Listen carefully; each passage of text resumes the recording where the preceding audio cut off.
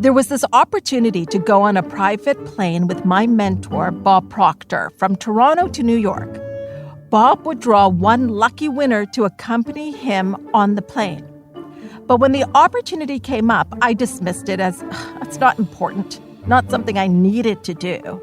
I mean, come on, who needs to go on a private plane?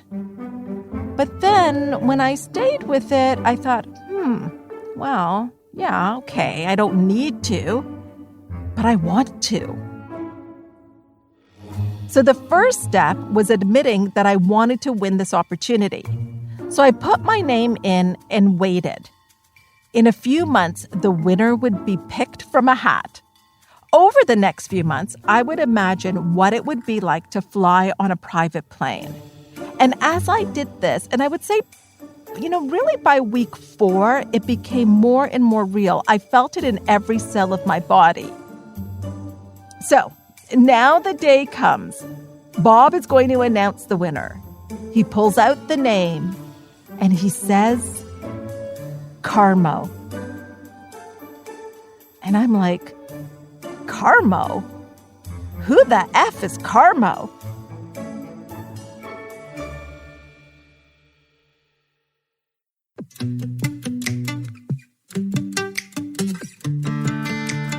Welcome to Possibilities with me, Hina Khan. I've been a coach and psychotherapist for well over a decade. And after working with hundreds of clients, here's what I've come to know. The only thing holding us back from a larger, more expansive life is our mindset. I'm going to help you break through your mental barriers and unlock infinite possibilities.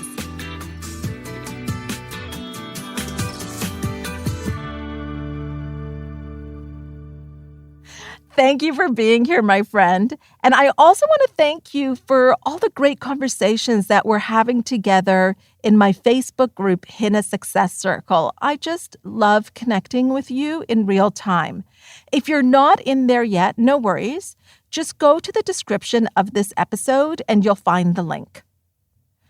When I heard Carmo's name being announced, I was shocked. It did not make sense. I didn't understand how this happened. I told Paul about it, my husband, and he said, "How do you feel?" And I told him I was confused. So the next morning, I start my day visualizing, but I hit a wall because for the last few months, I've been visualizing traveling in a private plane with Bob and my name being called. Now what do? Do I still visualize that experience? I had this thought. Text Bob and ask him. So that's what I do. I explain the whole thing. He texts me back and he says, yes, you keep visualizing what you want. The timeline might change, but your goal is your goal. And remember, the how is none of your business. And then a few minutes later, I get another text from Bob. And he says, Hina, you do such good work. You are right here in Toronto where I am. The next trip, you're coming with me on the jet. He goes on to say, see, you created this. You did it. It showed up in a different way, but you did it. So how did I create this? Step 1, I made the decision that I wanted it. Step 2, I got into the feeling of it every day. I created the experience of my name being called and being on the jet in my body as real and happening now. So much so that I put it in the calendar. Step 3, I moved on an impulse to text Bob. That impulse came from the goal. Step 4, I was on the jet.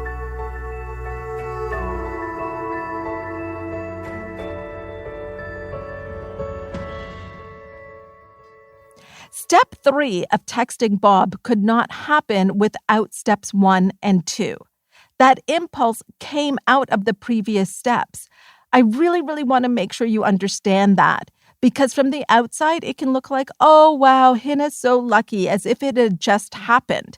But it happened in a process. There was a system to it. All right. Now, can I tell you about the jet? Okay, some of you guys may have been on jets before. I had not, so let me just share my experience. First of all, you don't need to get to the airport hours before. So normally, if I'm flying to the U.S. from Canada, I'm going to get there, about 2 hours before. I was told, come around 40 minutes before, half an hour before, and you're good. I seriously could not get my head around that, so much so that I still ended up arriving over an hour before the flight. When you arrive, your bags are put on a trolley and you check in. Now, checking in is just going up to a desk. No lineup, no taking off your shoes. And then you're just shown, here's where the coffee and the snacks are. So now it's time to board the plane. But before that can happen, they have to check your passports. Who checks your passports? The pilot. The pilot comes to you. God forbid you should be inconvenienced. The pilot comes to you, checks your passport, and introduces themselves. And then you walk to the plane. You walk to the plane and you settle in. Now look, who's kidding who? I got you covered. I was like, what do they have on a private jet for snacks? So there was sort of like the kitchen, I guess, area before the cockpit. And I went in, and I'm not going to lie, I went through every drawer. Yeah, every single drawer. Even the snacks were high end. And then I thought, I have a big bag because I brought a big bag. So I had my laptop in it, and I thought I could fill it up. And I almost went to go get my bag. I'm not going to lie. But then I thought, no, that is coming from lack.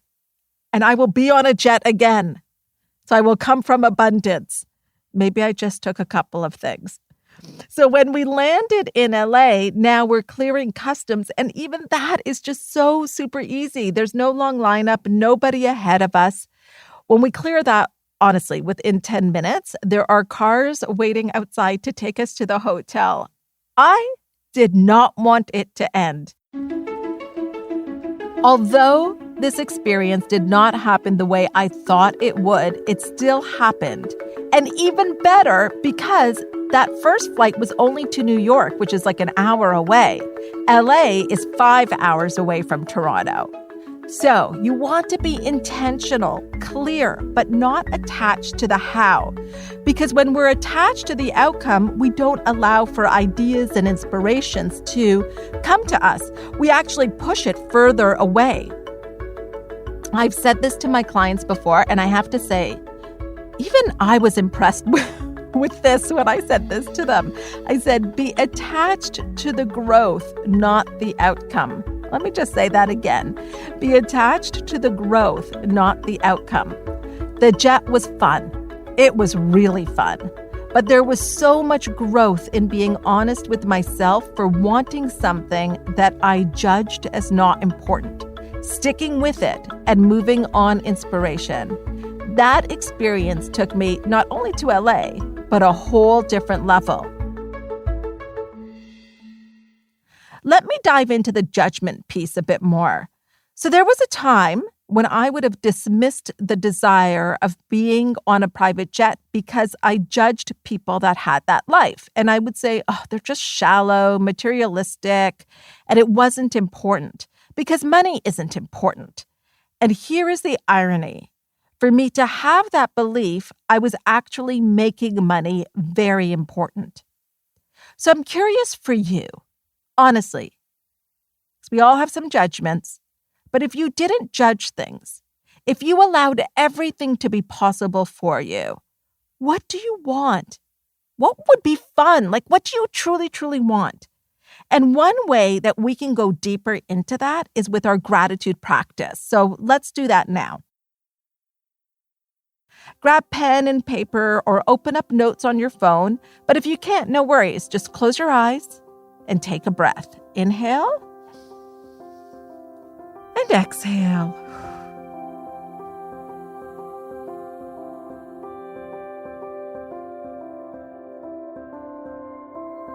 Okay.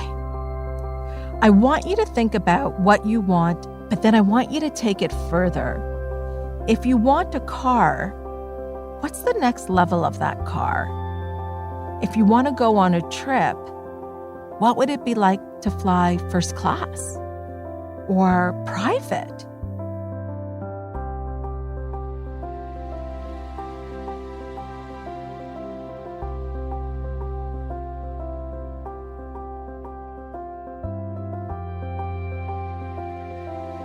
Maybe there's a dream house that you desire. Well, what if you added an addition to that dream house or a pool and then invite me over? You get the idea. What I'm asking you to do here is go further and further, because when you do that, you're going to come up against your edges where you're going to feel like, but I don't really need that. Or no, I can just stop now. And I want you to lean into that so that you can really push out your own mental boundaries about what you can have and what you can want.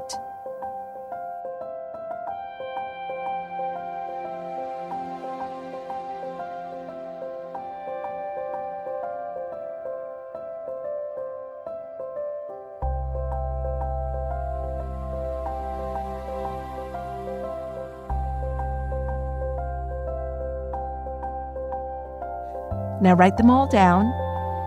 And when you notice them, maybe online or you see your dream car go by, appreciate it. Be grateful that you are seeing what is possible for you.